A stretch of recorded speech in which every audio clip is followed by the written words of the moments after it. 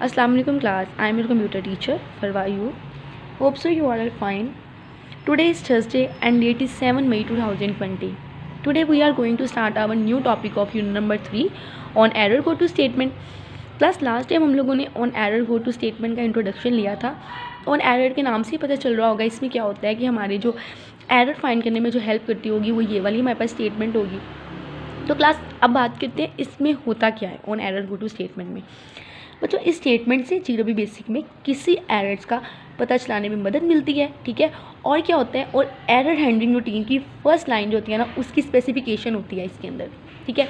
अब हमारे पास सेंटेक्स इसका क्या है, सेंटेक्स है उनका इसका on error go to line number, मतलब जो नेम है उसका सेंटेक्स हमारे पास वही है, सिर्फ स्टेटमेंट की जगह लाइन नंबर आ जाना है, ठीक है।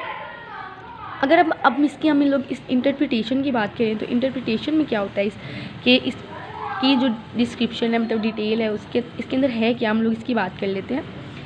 बच्चों लाइन नंबर से मुराद प्रोग्राम में कोई भी वैलिड लाइन नंबर है, ठीक है। जैसे हम लोग पहले पढ़ते आए हैं उसमें भी कोई वैलिड लाइन नंबर होती थी, इसमें भी कोई वैलिड लाइन नंबर होगी, ठीक है। जीरो भी बेसिक में एरर हैंडलर्स को on error go to statement on के ज़रिए टर्न ऑन किया जाता है, ठीक है। इसको अक्सर प्रोग्राम के स्टार्ट में इस्तेमाल किया जाता है कि प्रोग्राम के दौरान कहीं भी अगर कोई आप लोगों को एरर आ जाए ना तो आपको पता चल जाए, ठीक है। फिर क्या होता है, जब प्रोग्राम की एग्जीक्यूशन के दौरान कोई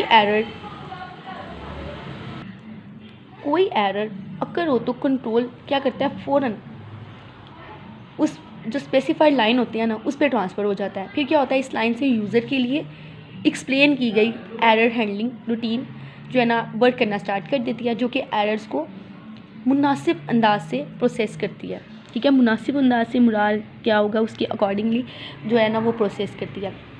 बच्चों इसको इनडायरेक्ट और डायरेक्ट मोड में जो है ना हैंडल किया जाता है, ठीक है। अब इस पैराग्राफ में आपको समझ आई होगी कि वो क्या कह रहा है, किस तरह काम करता है।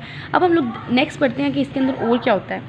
आगे बच्चों क्या होता है, जीरो बेसिक में हर जो आप लोगों का पॉसिबल एरर होता है ना उसको एक यूनिक कोड दिया जाता है, ठीक है। जब एरर अकर होता है ना तो उसका कोड जो है ना वो एक स्पेसिफाइड वेरिएबल जिसका नाम आपके पास ERR है उसको दिया जाता है, ठीक है। ERR आप लोगों के पास क्या है, जो आप लोगों के पास एक जो है वेरिएबल है, ख़ास वेरिएबल है, रिजर्व जो वर्ड है ERR है उसको दिया जाता है। फिर क्या होता है, और फिर लाइन नंबर जहाँ पर एरर्स आपने पकड़ा होता है उसको एक ख़ास वेरिएबल जिसका नाम ERL है फिर वो उसको दे देते हैं, ठीक है। ERR और ERR and ERL are reserve word, ये आप लोगों के पास रिजर्व वर्ड होते हैं जो चेंज नहीं हो सकते, ठीक है।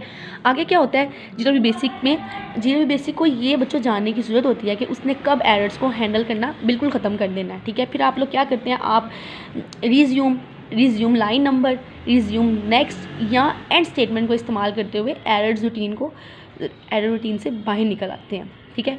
इनकी वजह से आप लोग जो है ना एरर उससे कहाँ से बाहर निकल सकते हैं, एरर हैंडल रूटीन से बाहर निकल सकते हैं, ठीक है। अब रिज्यूम स्टेटमेंट हमारे पास क्या करती है बच्चों, रिज्यूम स्टेटमेंट एग्जीक्यूशन को उस स्टेटमेंट पर वापस लेकर जाती है जो एरर का कोज बनी है, ठीक है, और उसे दोबारा एग्जीक्यूशन करने की कोशिश करती है, ठीक है। फिर क्या होता है, समहाउ अगर प्रोग्राम या यूज़र जो आपकी प्रॉब्लम है उसको फ़ौरन हल कर सकते हैं तो हमें ये स्टेटमेंट जो है ना यही स्टेटमेंट यूज़ करनी चाहिए। कौन सी स्टेटमेंट यूज़ करनी चाहिए, रिज्यूम स्टेटमेंट।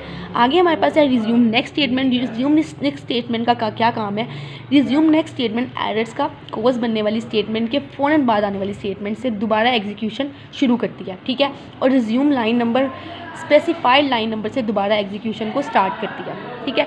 अब बच्चों हमारे पास एक एग्जाम्पल दी गई हुई है। एग्जाम्पल में क्या है, आप लिख रहे हैं ऑन एरर गो टू 70, मतलब 70 पे ERR उसने यूज़ किया ना तो उसने 70 का उसने कहा 70 पे जाना है। इनपुट में क्या किया, enter first number N1%, input second number N2%, then R% is equal to, इसको आप मल्टीप्लाई कर दिया दोनों को, प्रिंट रिजल्ट, आपने रिजल्ट प्रिंट करना है। R का R आप लोगों के पास बच्चों इंटीजर वेरिएबल है, ठीक है, वो मैं आपको दोबारा बताऊँगी नीचे।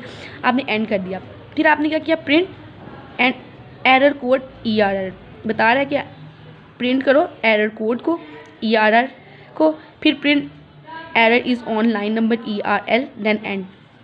अब क्या रन करता है तो क्या होता है, enter first number 400, enter second number 450, error code जो आप लोगों के पास जो एरर कोड दिया हुआ है वो उसने आपने दिया है, मतलब ये जो एरर कोड यहाँ पे था वो उसने 6 दिया। Error is on line number 40, मतलब एरर जो आप लोगों का 40 लाइन पे है। अब आगे इसमें क्या बता रहा है वो, here r is an integer variable and result of 400 multiply 440 can be stored on it, cannot be stored on it, ठीक है। hence on an overflow error occurs with code number 6 which is assigned to the variable err। मतलब इसमें वो क्या बता रहा है मैं आपको एक्सप्लेन करती हूँ बच्चों। इसमें वो क्या कहता है कि यहाँ r आप लोगों के पास इंटीजर वेरिएबल है और 400 मल्टीप्लाई 450 का जो रिज़ल्ट है ना, इसमें क्या किया जाता है, इसके अंदर स्टोर किया जाता है, ठीक है। इसलिए ओवरफ्लो एरर्स जो कोज होती हैं जिसका कोड 6 है और जिससे वेरिएबल ERR को दिया गया है, ठीक है। अब इसके अंदर वो ये आप लोगों को कह रहे हैं। आगे आप लोगों के पास है सिलेक्शन स्ट्रक्चर। सिलेक्शन स्ट्रक्चर क्या होता है इसकी भी डेफिनेशन आज देख लेते हैं। सिलेक्शन स्ट्रक्चर बच्चों क्या करता है कि आप लोगों के पास चूज़ करता है, किसको चूज़ करता है, चूज़ करता है कि कौन सा जो आप लोगों का है अल्टरनेटिव प्रोग्राम है उसको एग्जीक्यूट करना है, ठीक है। GW बेसिक में सिलेक्शन स्ट्रक्चर को क्या करने के लिए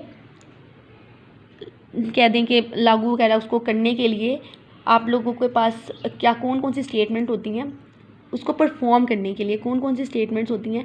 इफ़ देन होती है, इसके अलावा आप लोगों के पास होती है इफ़ देन एल्स होती है। ये आप लोगों के पास स्टेटमेंट्स होती हैं जो कि आप लोगों का कंडीशन की बेस पे काम करती हैं। तो क्लास इसके बारे में हम लोग इंशाल्लाह कल के लेक्चर में देखेंगे। आज के लिए इतना ही नहीं, बहुत इजी टॉपिक था। इसमें भी आप लोगों ने क्या करना है, इसकी डेफिनेशन याद करनी है, सिंटेक्स याद करना है, देन इसके एग्जांपल को याद करना है, याद नहीं करना सॉरी, इसको समझना है। देन इसको अगर आप लोगों को डेफिनेशन वगैरह आ जाती है तो आप लोग इसके एग्जांपल देंगे तो अच्छा इम्पैक्ट पड़ेगा। सिर्फ इंटरप्रिटेशन समझाने का मकसद ये होता है कि आप लोगों को समझ आ जाए कि आप लोगों का जो स्टेटमेंट है वो उसने वर्क कैसे करना है। तो आप इसको अच्छे से समझा करें और इसको फिर देखा करें, याद मतलब रट्टा वगैरह ना लगाया करें। आज के लिए क्लास इतना ही। अल्लाह हाफिज़।